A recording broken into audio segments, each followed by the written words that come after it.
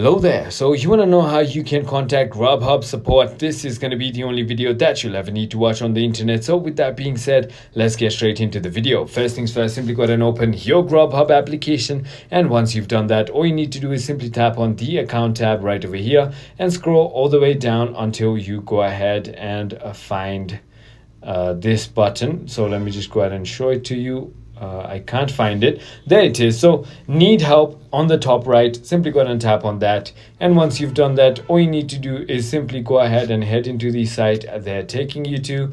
And this is where you can simply go ahead and file a report or even suggest a problem. So if you have a problem that is related to any of this and you need more help, tap on need more help, and this is where you can simply go and chat with them immediately.